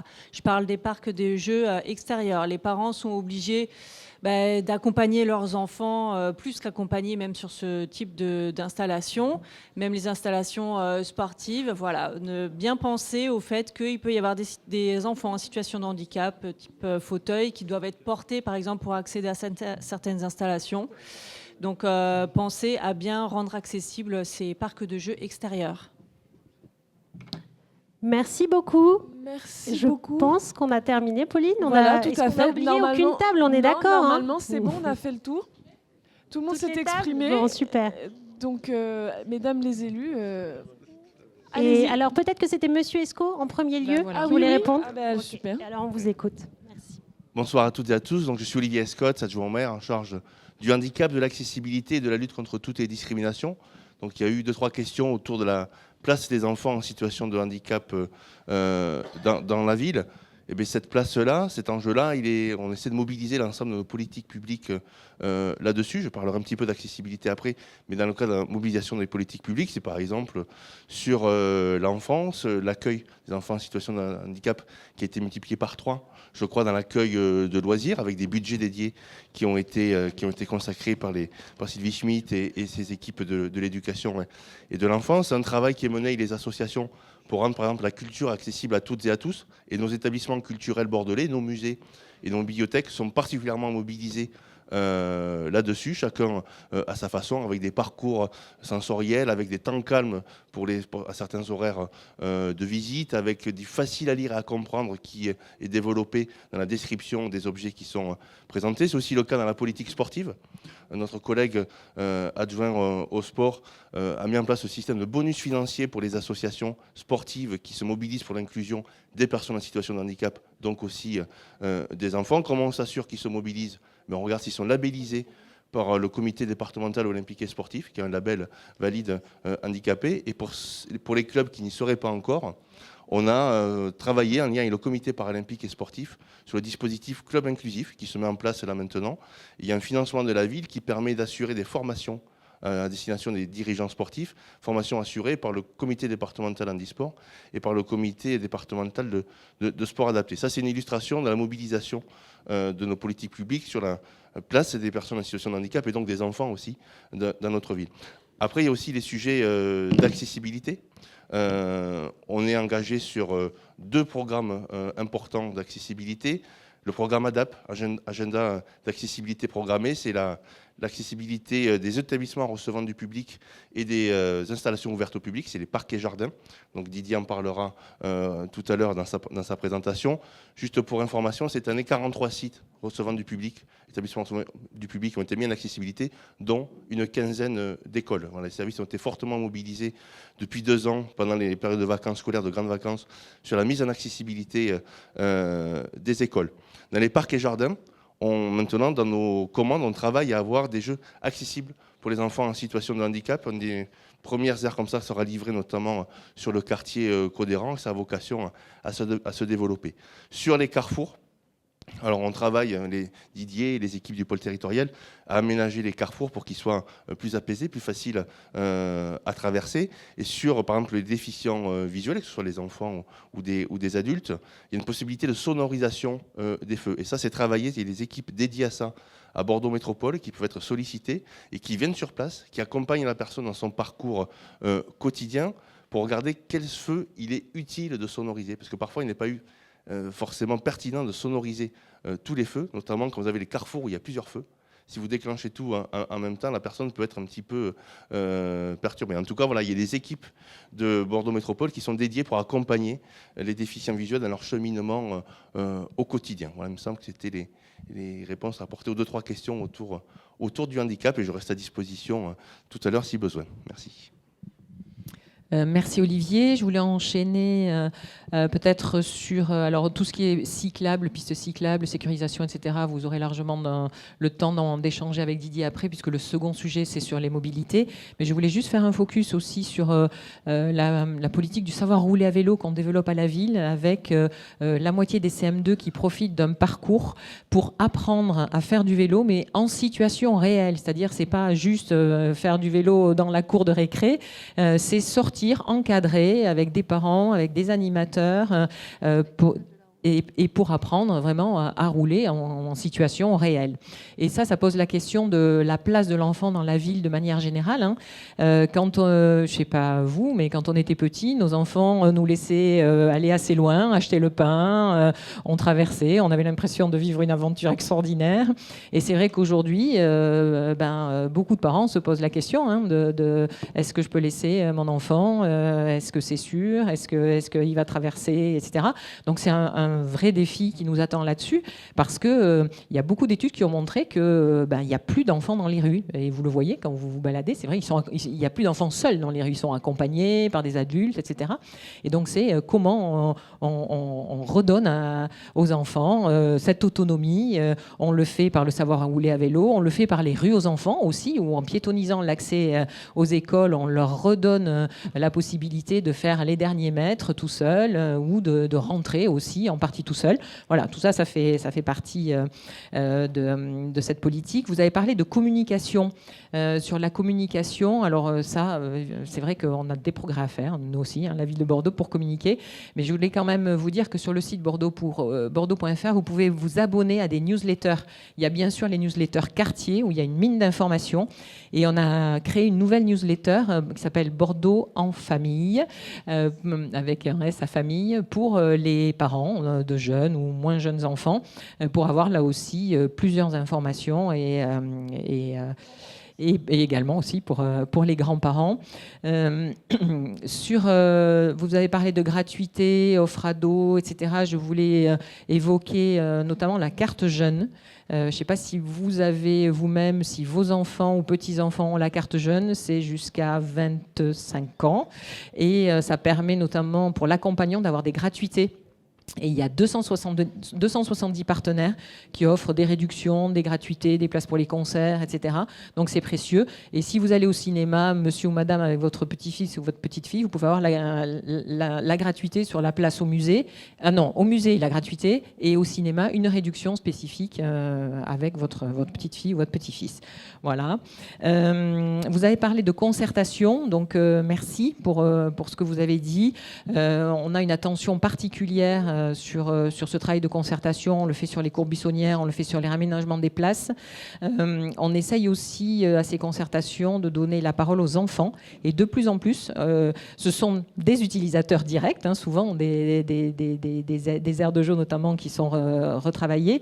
Donc on a soit des enfants du quartier, soit des enfants du conseil municipal sur la base du volontariat qui viennent assister et qui donnent leur vision à la hauteur de leurs yeux et de leur taille. Et c'est vraiment très précieux.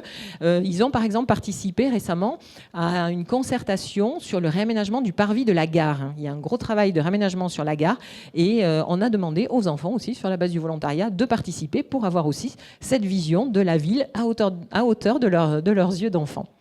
Peut-être, Fanny, je te passe la parole. J'ai pas... Ouais.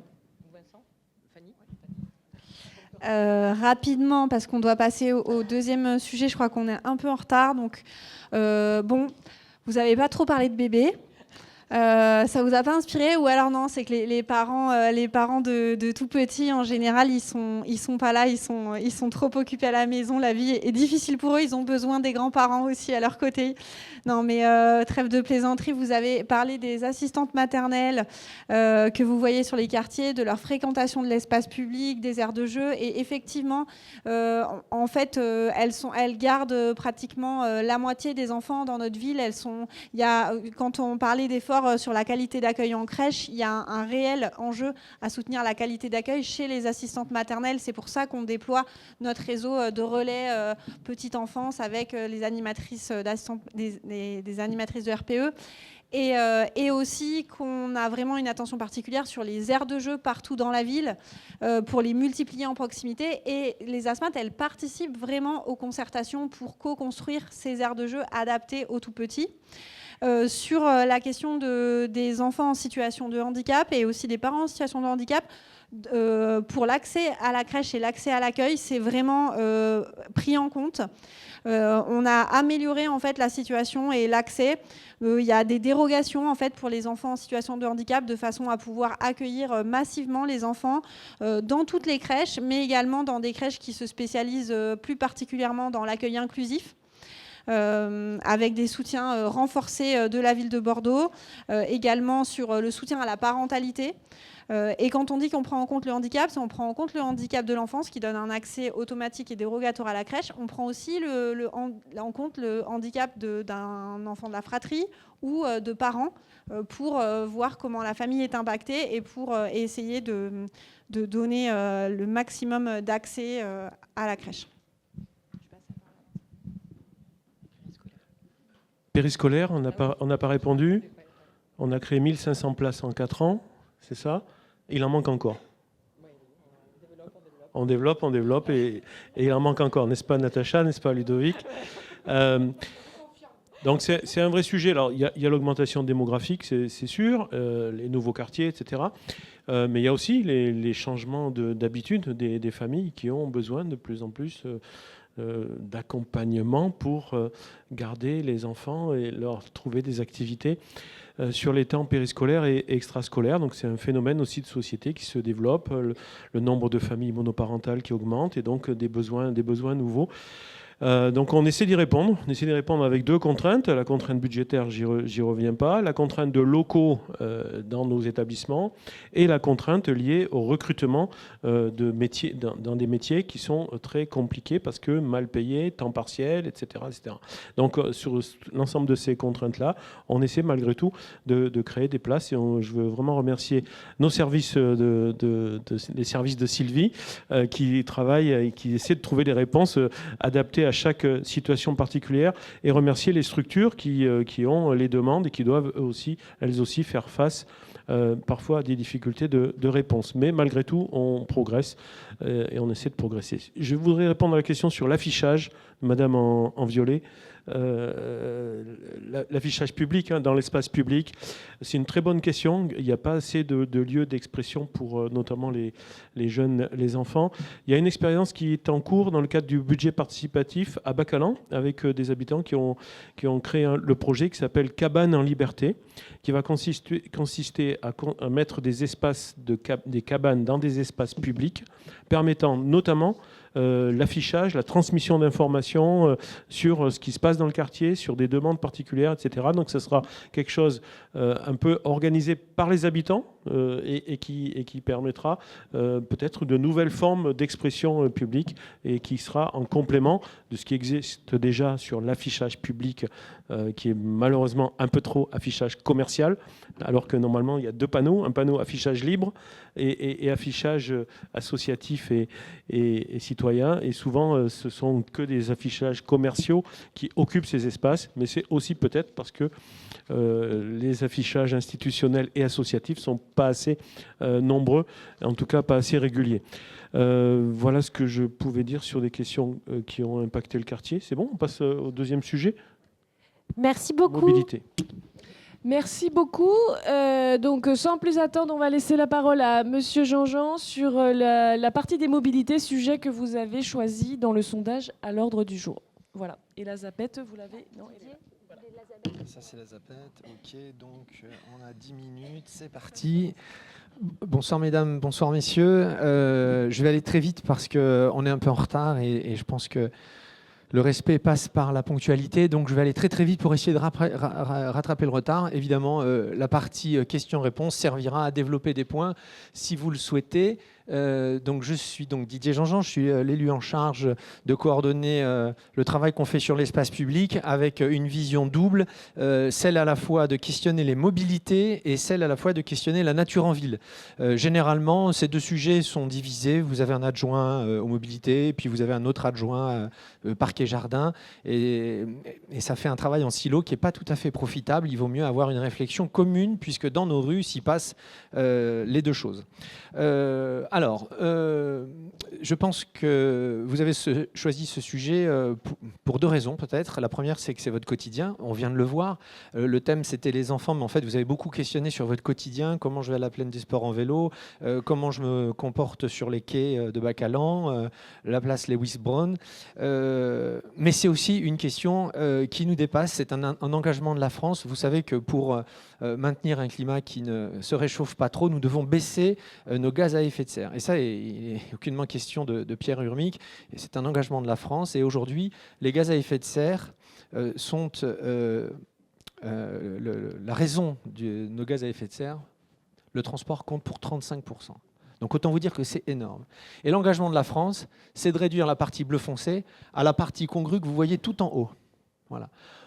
Et ça, c'est à l'horizon 2050. C'est-à-dire que la France s'est engagée pour respecter les recommandations des scientifiques et pour éviter que le réchauffement ne soit trop important. Nous nous sommes engagés à l'horizon 2050 à ce que la part des transports, donc d'émissions des gaz à effet de serre, diminue jusque-là. Et 2050, c'est pas... Souvent, quand on parlait du réchauffement, du dérèglement, on disait oui, nos petits-enfants, qu'est-ce qu'on va léguer? Là, c'est pas ça. On parle, c'est dans 25 ans. Hein, donc, dans 25 ans, je suis directement concerné. Mes vieux jours devront en arriver là. Donc, c'est à la fois une question de notre quotidien, vous l'avez dit, et c'est à la fois une question qui nous engage tous pour ces raisons-là. Alors, comment on a réfléchi pour tendre vers ces objectifs? Le premier, d'abord, ça a été de organiser une politique de l'espace public. Je viens de vous l'expliquer avec la façon dont Pierre Urmic a construit cette délégation. La deuxième, une fois qu'on a créé la question de l'espace public, une fois qu'on a posé la question de l'espace public, il faut en créer. Aujourd'hui, l'urbanisme, depuis les années 50, est travaillé de façon à ce que vous construisez une boulangerie, il faut 2 places de parking, vous construisez une école, il en faut 10, et vous construisez un immeuble, il en faut 50. C'est comme ça. Bon, j'aurais certainement fait la même chose à cette époque. Donc aujourd'hui, la voiture occupe tout l'espace public. Donc si on veut faire une place Lewis-Brown, si on veut faire une piste vélo pour aller là-bas, bon, il n'est pas question de culpabiliser les automobilistes. J'en suis un. On l'est tous. On l'est tous à un moment de notre journée ou de notre semaine. On est tous automobilistes. Mais par contre, il faut bien qu'on comprenne que ce qui occupe l'espace aujourd'hui, c'est la voiture. Et donc pour créer de l'espace public, une seule solution, enlever ce qui occupe 100% de l'espace. Ensuite, ça ne suffit pas de créer de l'espace. Il faut aider, il faut accompagner. Donc il faut aider en diversifiant les usages. Je ne développe là, ici c'est l'autopartage, mais par manque de temps, si ça vous intéresse, je préférais le développer dans le cadre des questions. Ensuite, évidemment, il faut sécuriser. Là encore, ça a été évoqué dans vos différentes interventions. Il faut que pour se déplacer à vélo, ce soit sécurisant, ce soit confortable. Il faut que pour se déplacer en transport en commun, le bus aille vite, il faut qu'il soit à l'heure, il faut que ce soit efficace. Et tant qu'on ira plus vite en voiture, il n'y a pas de raison de changer. Ensuite, il faut légiférer. Voilà, ça, c'est pas un tabou. Il faut aussi qu'on se le dise. Passer la ville à 30, c'est une mesure qui permet aussi de changer nos comportements. Je ne détaille pas, mais si vous voulez qu'on y revienne, je le referai avec plaisir. Alors, maintenant, tous ces concepts que j'évoque là, appliqués à notre quartier, voilà ce que ça donne. D'abord, la première question, c'est la question du handicap. Pour nous, c'est une priorité. C'est-à-dire que dans tous les aménagements, ce qui sera incontournable, dans les nouveaux aménagements, c'est la place du handicap, la question du handicap. Et celle qui est tout de suite liée à ça, c'est la question du piéton, de la marchabilité. Donc ici, cette diapo, vous l'avez vu pendant que je m'exprimais, elle concerne toutes les écoles qui ont bénéficié de cette fameuse rue aux enfants, c'est-à-dire une rue qui est soit, dans le meilleur des cas, 100% piétonne, 100% du temps, soit uniquement aux heures d'entrée et de sortie des enfants. Ce qui, là encore, nous acculture à faire autrement qu'avec la voiture. Donc, 21 écoles, 11 rues. Vous êtes bien lotis ici. À l'échelle de Bordeaux, désormais, là, en 2025, nous aurons 2 enfants sur 3 qui bénéficient de ce programme.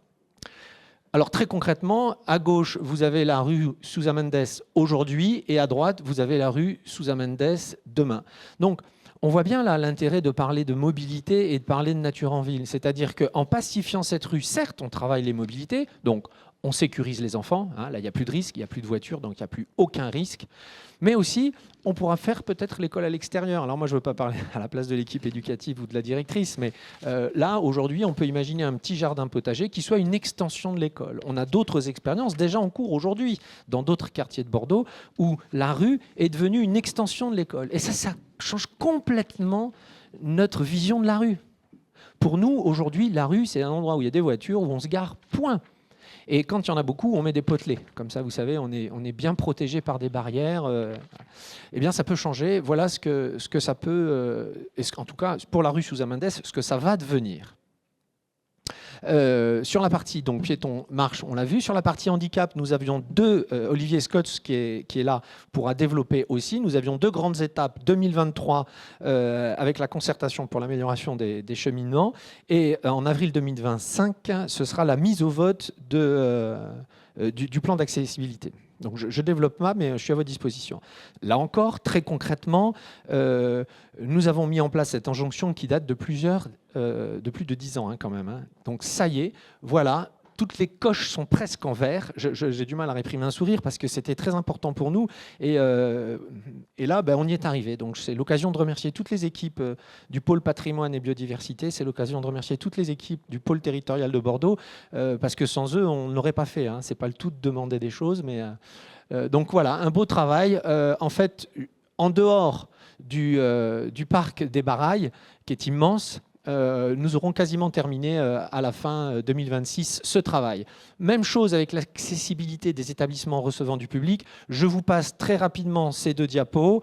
Oui, il y en a 2.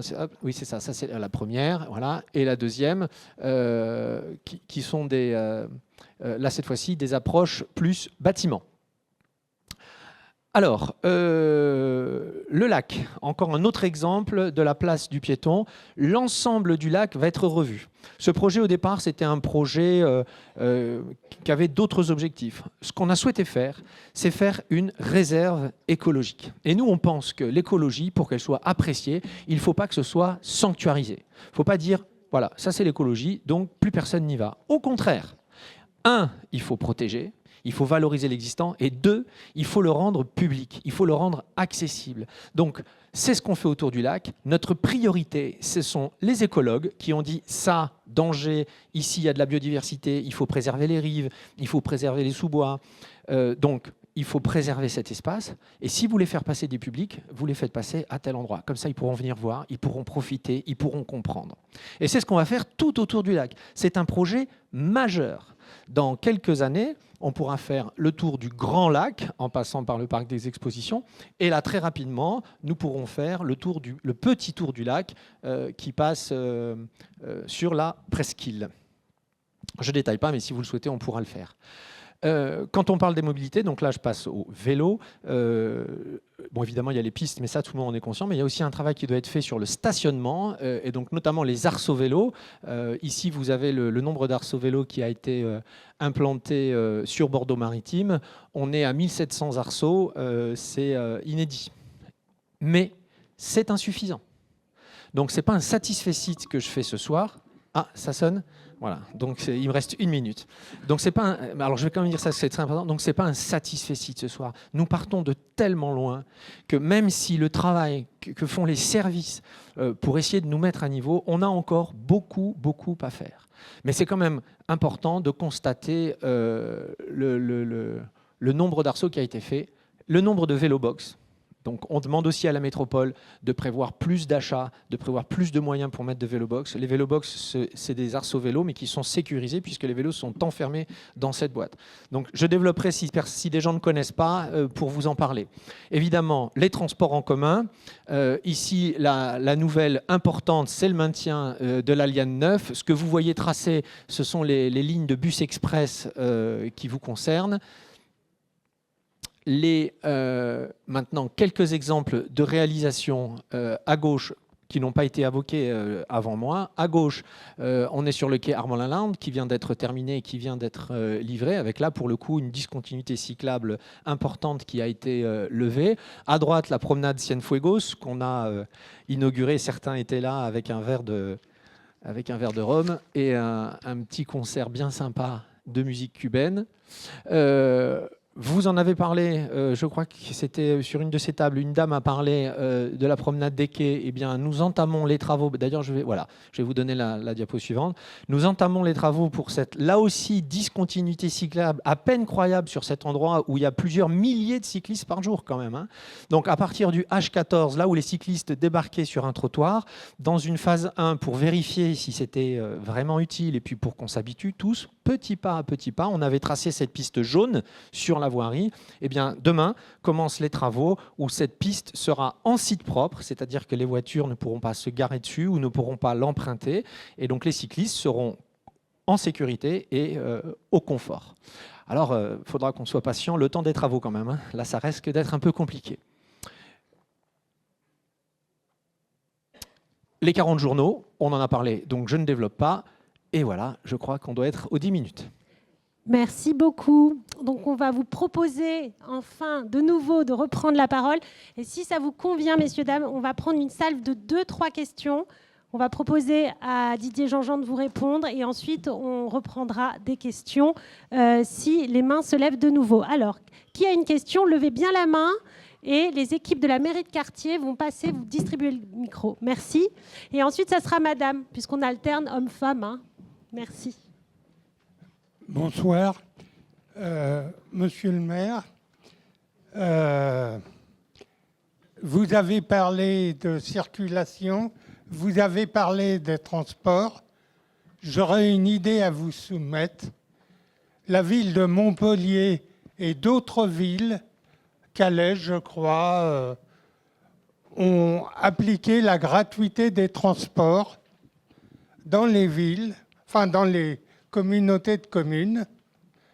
Et il y a eu une enquête faite sur Montpellier les voitures, depuis que la ville de Montpellier est en gratuité des transports en commun, il y a beaucoup moins de voitures dans la ville. Alors, est-ce qu'à Bordeaux, ce n'est pas une solution? En plus de ça, au passage, puisque ça a été dit en début de réunion, ça enlèverait des difficultés à des gens qui ont du mal à vivre aujourd'hui.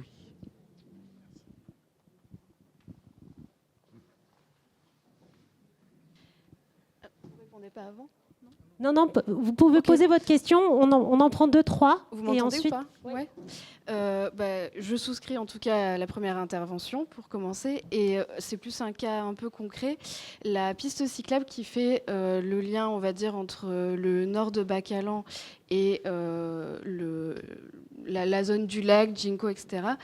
Cette piste cyclable, à un moment donné, passe sous le gros nœud routier. Cet endroit est... Il pleut quand même pas mal à Bordeaux, systématiquement inondé. Si vous voulez qu'elle soit utilisée un jour, il faut que ce soit aménagé correctement. Je ne sais pas si ça a été le cas, mais il y a encore 6 mois, ça ne l'était pas. Voilà, donc voilà. C'est impossible de l'utiliser quand il pleut. Est-ce qu'il y a une dernière intervention? Ah, pardon, excusez-moi. Bonsoir, encore une fois. Moi, je vous dis sincèrement, depuis que je fais du vélo depuis 2-3 ans et que je circule, je traverse tout le Bordeaux, d'un côté à l'autre, je me rends compte qu'en fait, la voiture en ville est complètement inutile, dangereuse.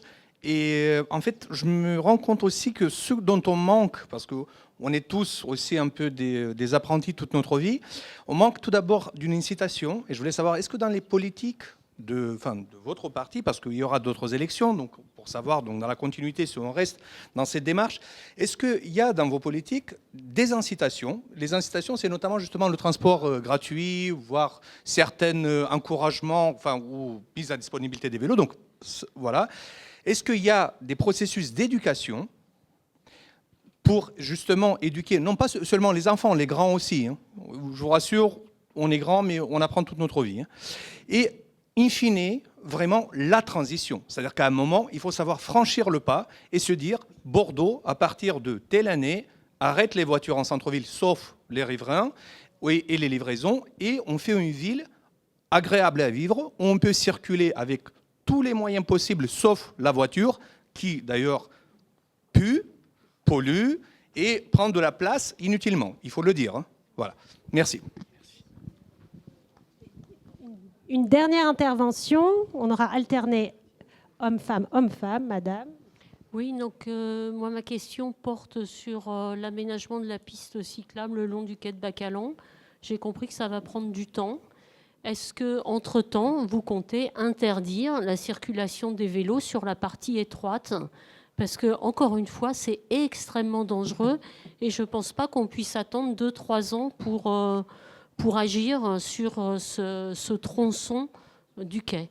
D'autant que dans le sens allant du centre-ville vers le pont Chabandelmas, la voie de bus sert de piste cyclable. Donc il n'y a aucune raison que les vélos soient le long des quais sur la partie étroite. Merci beaucoup. Vous parlez pendant les travaux, hein, vous dites là. Oui, c'est ça. Messieurs, Alors, c'est à moi ou il y a d'autres questions? Alors, non, si ça vous va, vous répondez, puis on reprendra une salle de questions en suivant. Non, allez-y. Non, je réponds. Alors, bon, je vais très vite, vous inquiétez pas, madame. Piste quai de Bacalan, on est bien d'accord. Après, les... Alors. Si, je vais vous redonner la parole, madame. C'est juste que c'est pour éviter qu'il y ait trop de temps entre les réponses et les questions. Je vous promets que... quai de Bacalan, si je n'ai pas été clair, hein, les vélos auront une piste séparée, on va dire, à la place d'une voie véhicule léger. Ah d'accord. Pendant les travaux. Eh bien, non. Parce qu'il faut pour avoir du mieux, on est obligé, pour faire cette piste, on est obligé d'empêcher les voitures et les cyclistes d'avoir un espace. Et donc, nous tous, piétons, hein, moi je suis piéton aussi, il faut que j'accepte que pendant les travaux, la situation soit un petit peu dégradée. Voilà. Mais pas parce que nous décidons que ça soit comme ça ad vitam aeternam, parce que nous faisons ça pour que derrière ce soit mieux.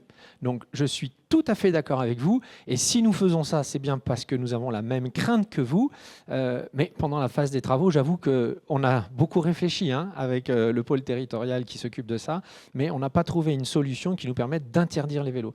Ici, c'est plusieurs milliers de vélos qui passent, donc il faudra tous qu'on soit compréhensifs. Et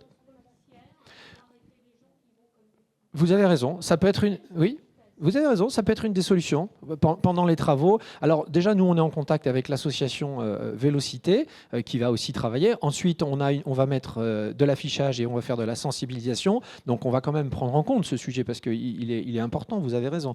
Et ensuite, il pourra aussi peut-être, en fonction de la façon dont ça vit, peut-être faire appel à la police municipale. Vous avez tout à fait raison, ça peut être une des solutions.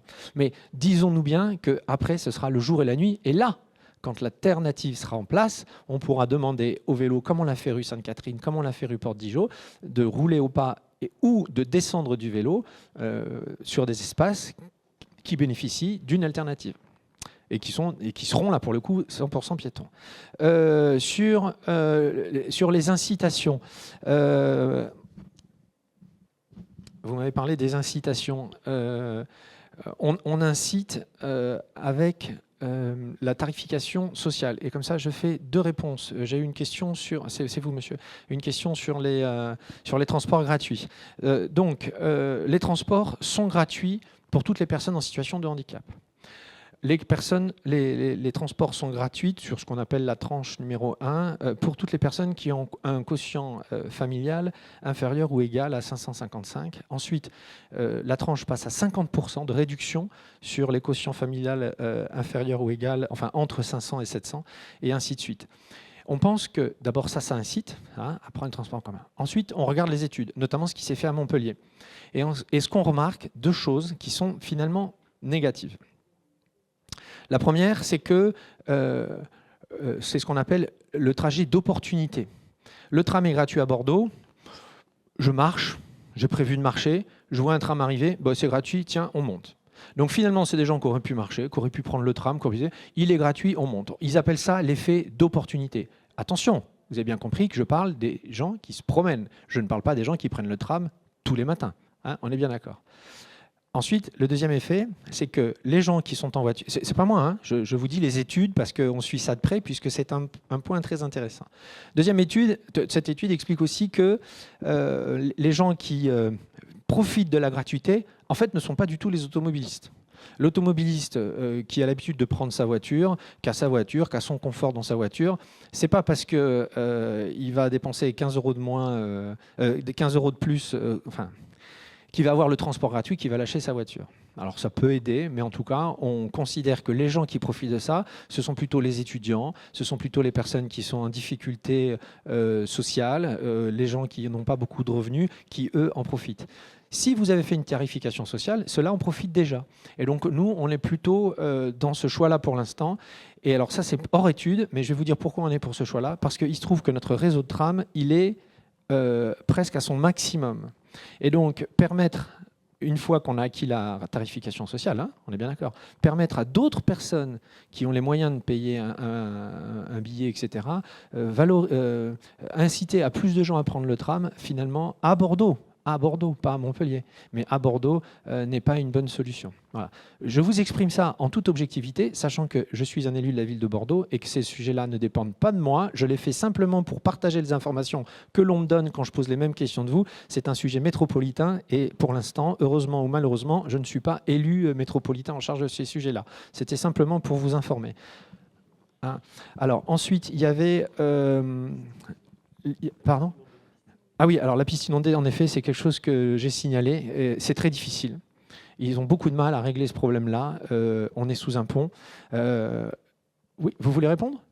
Ah oui, parfait, très bien. Alors rejoignez-moi. Et comme ça, vous allez répondre. Et alors, le premier point, c'était le trajet d'opportunité. Je vous l'ai dit, la piste cyclable inondée, c'est maintenant. Ah oui, alors la deuxième chose... Alors oui, comme ça, le temps que vous veniez. Et il y avait une question sur enlever la voiture. Bon, si vous regardez certaines conférences d'ingénieurs, de spécialistes, c'est ce qu'ils disent. Ils disent aujourd'hui, pour atteindre les objectifs 2050, il ne faut pas mentir aux gens, il ne faut plus de voitures. Bon, mais ils disent aussi que ça ne peut pas se faire du jour au lendemain. Il va nous falloir peut-être 25 ans pour le faire, et on ne pourra pas le faire. Non, mais je sais que ce n'est pas ce que vous disiez, hein, j'ai bien compris. Mais oui, alors oui, Ponteverda. Alors, j'y arrive.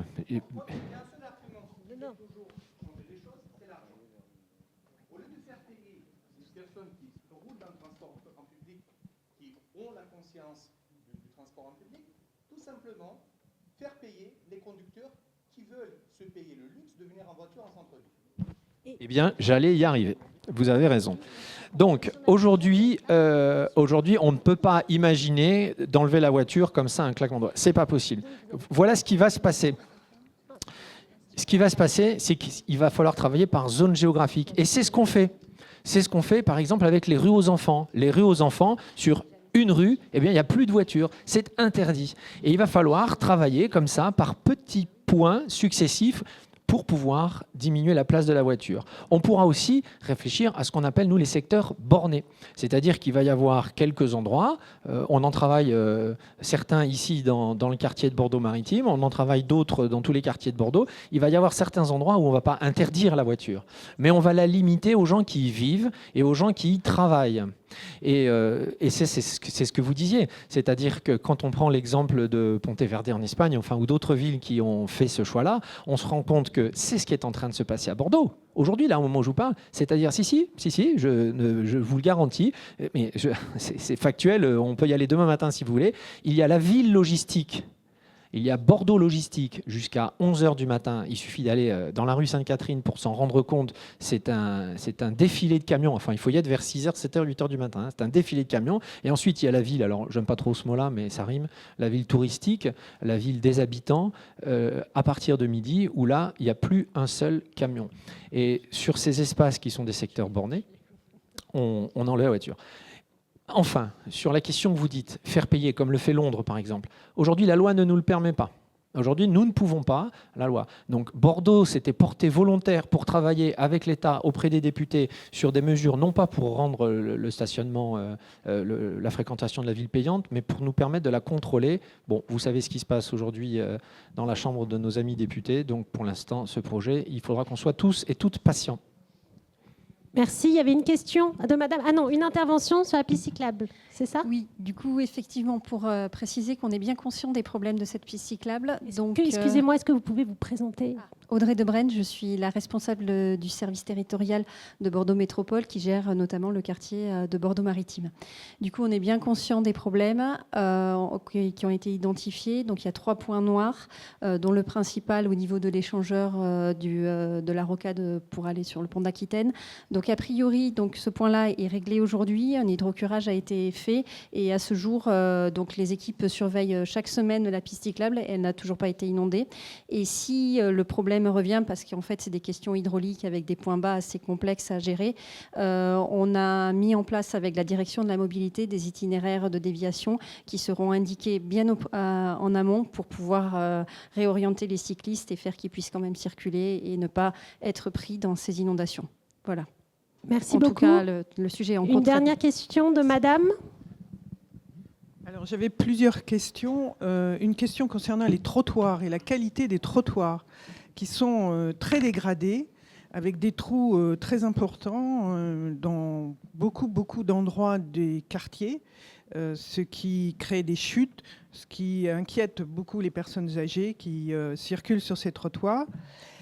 Keolis, les travées en bois sur les passages du tram qui sont cassés et signalés. Alors on a l'impression que quelqu'un est passé, a bien vu qu'en effet la travée était cassée. C'est comme ça depuis des mois dans le quartier. C'est très dangereux pour les gens qui sont en fauteuil roulant, pour les gens qui sont à mobilité réduite. Rien ne bouge sur ces aspects-là. Nous avons aussi la chance à Ginko d'avoir beaucoup de zones piétonnes qui malheureusement sont occupés par des gens qui n'y ont rien à y faire et qui, malheureusement, ce problème perdure sans qu'il y ait d'intervention de la ville. Merci beaucoup.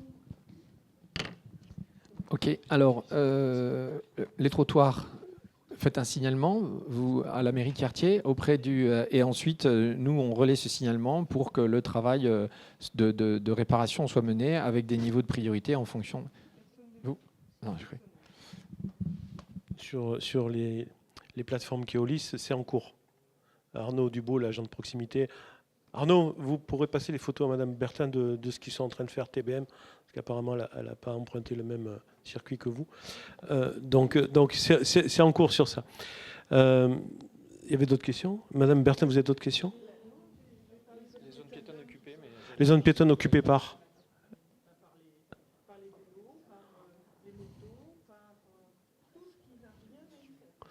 Alors, vous posez une très bonne question, et Madame Bertin fait partie des habitants qui, sur ce sujet, en tant que citoyenne, s'est mobilisée, puisque le projet d'aménagement de la place Jean Quérol, qu'elle a porté par le budget participatif, vise à réduire les nuisances liées à des circulations qui n'ont rien à faire sur la place Jean Quérol. Le manège, qui a été installé à la demande de la mairie ces dernières semaines, vise aussi à modifier la façon dont on occupe l'espace public par des réalisations qui, de fait, vont éloigner les mésusages. Donc on y travaille, et vous savez que c'est un sujet très complexe, Madame Bertin, mais en tout cas, il y a des améliorations qui sont peut-être pas au bon niveau de ce qu'on attend, par rapport au nombre de nuisances qui sont importantes, mais en tout cas, c'est un sujet qui nous préoccupe et pour lequel on essaie de trouver des solutions. Une dernière question, monsieur? C'est ça? C'est la dernière question. Oui, bonsoir. Vous avez mentionné tout à l'heure un projet d'aménagement des... Vous avez mentionné tout à l'heure un projet d'aménagement des berges de la Garonne. Est-ce que vous pourriez donner plus de précision en quoi consiste ce projet? Je ne sais pas de quelle berge vous parlez. Berge de Garonne ou berge de du Garonne, lac? Oui. Berge de Garonne, oui. Tu as parlé des berges de Garonne? J'ai peut-être dit Garonne en me trompant alors. Le parc des berges de Garonne. Le parc des berges de Garonne.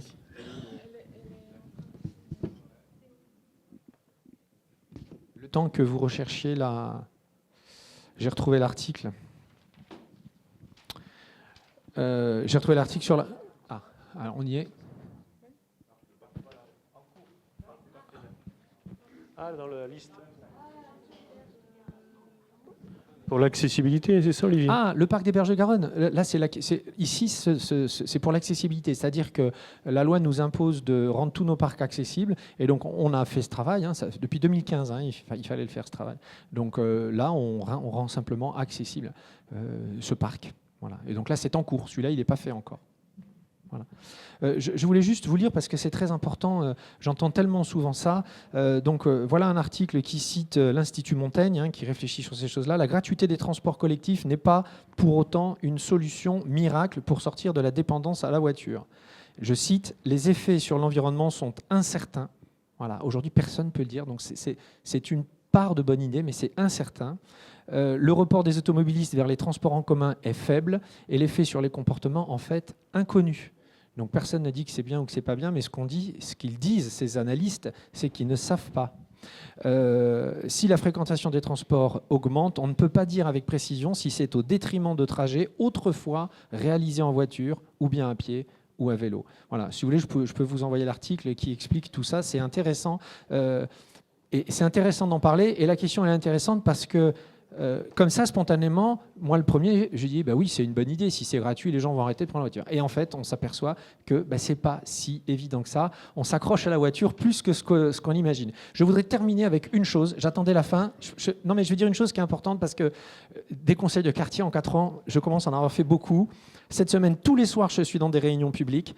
Et donc, je voudrais dire que c'est rare, monsieur. Et en plus, je vous connais pas personnellement, mais pour avoir fait quelques conseils de quartier avec vous, nous sommes souvent l'objet de reproches permanents et importants à faire parce que c'est grâce à ces reproches qu'aussi on construit et qu'on répare. Donc c'est important de nous les faire.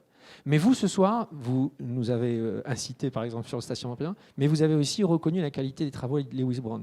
Eh ben, je veux vous remercier parce que c'est suffisamment rare pour le souligner.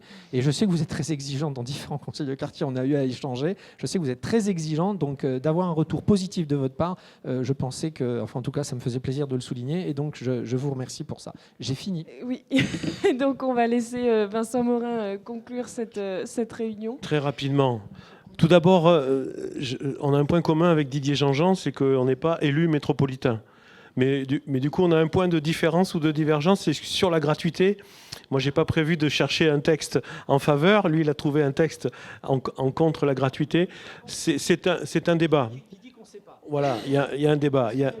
Il y a un débat, et donc, comme c'est un débat métropolitain, au sein du Conseil métropolitain, y compris dans la majorité de gauche et écologistes, nous avons des approches différentes sur cette question. Donc il faut continuer à travailler pour trouver les meilleures solutions.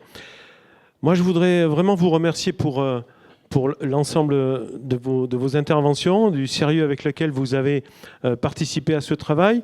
Je voudrais particulièrement saluer Ilyes, qui est un fidèle des conseils de quartier. Je ne sais pas si vous vous rappelez, il y a 2 ans, il avait pris la parole à la Cité du Vin devant tout le monde et il avait été fortement applaudi. Donc merci Ilyes de continuer à être le citoyen qui régulièrement m'interpelle sur les sujets de son quartier qui concernent les adolescents ou les préadolescents. Quelques événements à venir, mais c'est une liste à l'après-vert. Il n'y a pas d'ordre, tout est mélangé. Il va y avoir plein de choses tout ce mois de décembre sur Bordeaux-Maritime et dans chacun de nos 5 quartiers. Donc n'hésitez pas à y aller. Dans la newsletter que vous allez recevoir, il y aura quelques événements détaillés. Mais voilà, n'hésitez pas à participer à tous ces moments forts qui sont principalement à l'initiative d'associations dans tous les quartiers. Et là, pour faire un clin d'œil à là où nous sommes, ce concert de fin d'année qui est fait avec la cité éducative dont on a parlé tout à l'heure avec Sylvie Schmitt, qui va être un grand moment dans le gymnase avec notamment le centre d'animation des Aubiers. Et Sarah Bernard aussi, vous y êtes ? Pas directement. Mais en tout cas, voilà, un événement jeunesse aux Aubiers. Et les jeunes des Aubiers ont besoin aussi de ces événements-là pour se construire.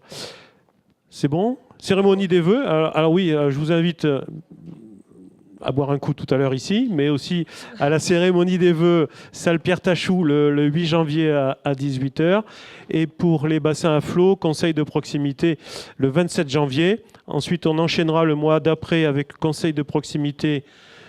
Sabrina, mon assistante, de quel quartier ? Elle est où, Sabrina ? Elle est partie. Elle est partie. Voilà, après, on enchaînera sur Ginko, je crois, conseil de proximité de Ginko, et enfin le conseil de proximité de Bacalan. Donc tout ça au printemps. Voilà, merci encore à toutes et tous. Maëlle, c'est bon ? Oui, merci beaucoup. Pauline, tu veux nous parler de cette fameuse fiche ? Merci beaucoup pour votre participation. Merci. Et effectivement, n'hésitez pas à remplir la fiche d'évaluation pour la remettre à ma collègue Marion à l'entrée. Et comme ça nous permet de nous améliorer. Voilà. Et maintenant, place au pot. Place au pot. Un immense merci pour votre participation. Et désolé pour la belle demi-heure de retard. Mais voilà, ça faisait partie de la richesse des échanges. Merci, à bientôt.